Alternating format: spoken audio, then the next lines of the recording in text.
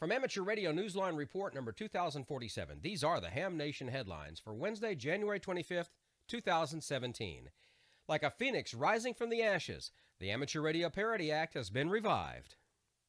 Lawmakers on Washington, D.C.'s Capitol Hill are calling it H.R. 555, but hams also know it as the Amateur Radio Parity Act. The measure was reintroduced on Friday, January 13th into the 115th Congress, where it is sponsored by Congressman Adam Kinzinger, an Illinois Republican.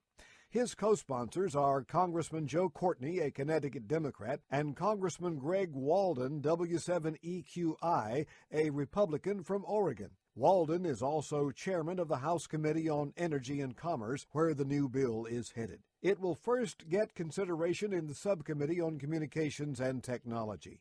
The act directs the Federal Communications Commission to prohibit the application of deed restrictions that ban amateur radio operations. Hams are hoping Walden's outspoken support of the bill's previous version will help it gain traction again. Jim Dameron, N8TMW, with that report. As time and technology marches ahead, on a marshy section of New Jersey coastline known as Good Luck Point, the final bits of radio history are about to disappear.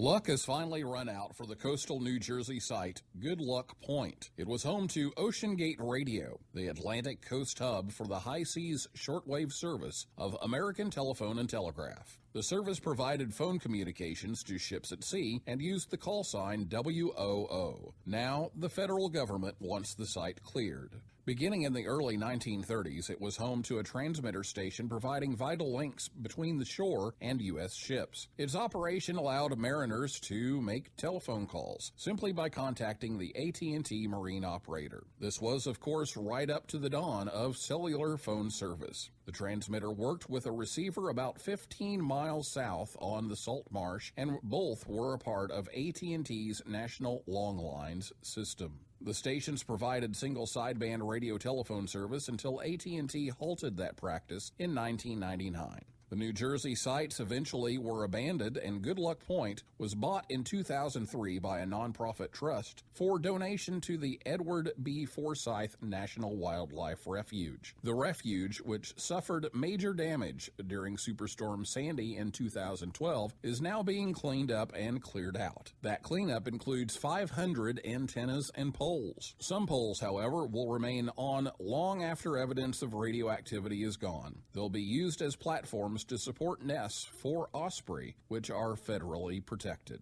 For Amateur Radio Newsline, I'm Neil Rapp, WB9VPG. And finally this week, there's nothing like classic American cowboy fiction, except perhaps a ham radio event honoring one of the genre's masters. When it comes to classic fiction, you can't get drama more Western than Zane Grey. The master novelist brought the romance of American cowboy life to generations of readers as he spun his novels, 26 of which are set at least partly in Arizona. Perhaps his most famous is Riders of the Purple Sage, published in 1912. A different kind of Western drama will unfold starting January 28 inside the now historic Zane Grey cabin, where he lived and wrote in Payson, Arizona. Members of the Tonto Amateur Radio Association will be on the HF bands as special event station K7Z, marking the novelist's birthday. Hams will operate from the cabin itself on Saturday, January 28th and Tuesday, January 31st, as well as their own QTHs. Despite temperatures inside the cabin expected to reach as low as 30 degrees Fahrenheit this time of year, the club is prepared to give a warm welcome to visitors. Who knows? What they see and hear may feel a little like the same kind of high adventure of a Zane Grey cowboy novel. Radio style, partner. For Amateur Radio Newsline, I'm Mike Askins, KE5CXP. For the rest of this week's Amateur Radio News, please listen to the full Amateur Radio Newsline report online on a repeater near you or on shortwave radio station WTWW at 9930 and 5085 kilohertz.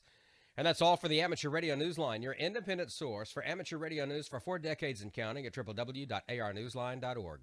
With Jim Dameron, N8TMW, Neil Rapp, WB9VPG, Mike Askins, KE5CXP, Karen Eve Murray, KD2GUT at the news desk in New York, and our news team across the globe, I'm Don Wellbanks, AE5DW. 7-3. We'll see you next time here on Ham Nation.